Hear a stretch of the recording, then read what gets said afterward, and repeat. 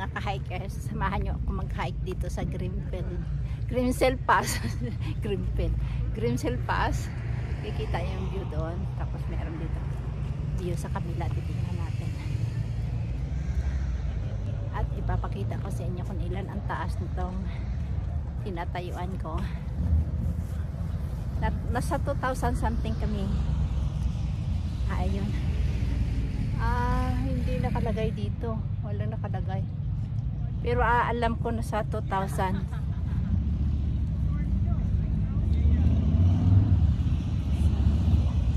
Ayun pala ang view. Dito kami mag-iikot. Dito.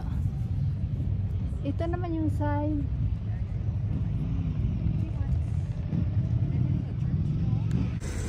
Yan po yung aming signboard. Ay, ito pala yung taas kanina, 2,165 meter above sea level. Tapos yun ang view sa baba. Ito yung mga hikers, ito pa yung dadaanan namin. Kikita nyo naman yung sign na yan, yung kulay puti tapos may pula sa gitna. Yan. Ang ibig sabihin, yung puro dadaanan namin, yung ganito yung mabato. Di ba nakita nyo naman yung isang video ko na yung dilaw. Madali lang ang daanan. At yan ang view sa baba.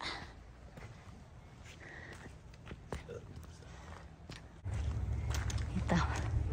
Dito na kami sa kabilang side. Dinig dito yung ano, yung busina ng bus yan. Dinig nyo? Kunti pa lang nalakad namin. Pero kailangan maingat ang pag-apak kasi nga bato. Mabato siya. Pag nagkamali ka kasi din dito, matatapilok ka rin eh. Medyo may akyatin po kami. Mga milonit sa mga ka-hikers, mainit. Nagubad na ako nagputol na ako ng pantalon. Para medyo malamig-lamig pag naglalakad. Tapos naglagay ako nito kasi nga maiksi ang buhok ko, mainit sa tainga. Tapos magpakita ko yung view sa likod ko. Yung view sa likod ko. Medyo mataas-taas pa yung lalakarin namin. Nakikita nyo doon. Doon. Tapos puro kabatuhan yung dadaanan namin. Ayan yung partner ko. Yung body ko, matagal din kami bago nagkita. Kasama ko siya ngayon. Dito sa Grimsel kami nag-start. Grimsel Pass. Kikita nyo. Kikita nyo nandun yung kasama ko sa likod. Ayan.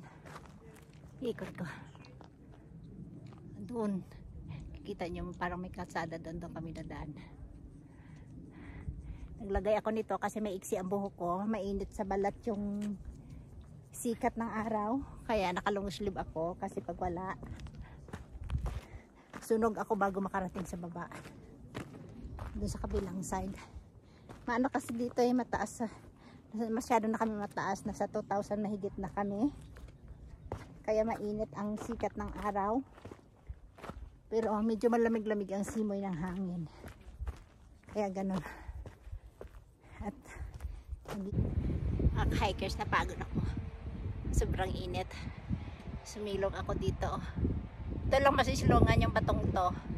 At yung maliit na pine tree na yan. Kita nyo dito sa kabilang side. Yan. Pero maganda kasi medyo malamig-lamig ang hangin. At ipapakita ko sa inyo kung saan kami galing kanina. Doon. Ito kami. Tapos kami bababa. Pahinga kami saglit, inom ng tubig baka kasi ma-dehydrate kami, sobrang init. Kita niyo yung daan din sa likod. Ayan ano pa yan, dulas pataas. Bababa kami, kaya dandahan kami maglakad. Yung kasama ko na iwan doon sa likod, pero meron siyang sticks. Kita nyo. Ayun pababa yan. Kaya ganun. Tayin ko muna. Baka madulas ako eh. Kita niyan, ang tataba nila, ano. Ang daming pupo nila dito, oh. Tapos, makikita nyo tong wire na ito. May ano po ito, may electric para pag sumagi sila dyan, babalik sila. Hindi sila lalabas, pero kami, hihilain ito para makalabas kami. At isasara na naman ang kasama ko. Kikita nyo yung wire na yan, oh.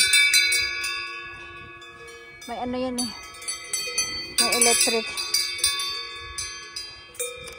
Kabit ko na naman.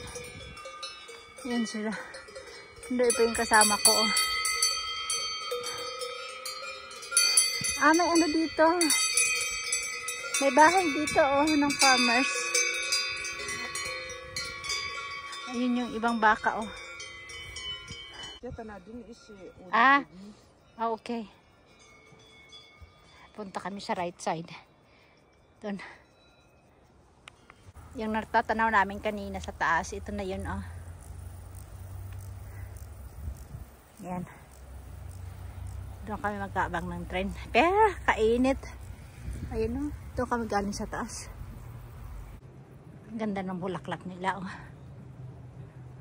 Ang ganda ng design ng bahay na yan. Kita nyo.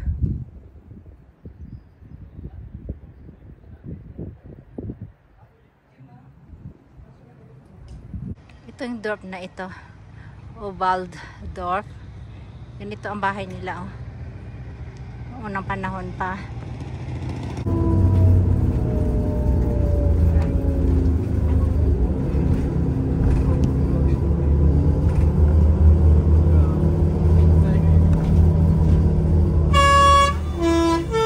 Dito yung busina ng bus.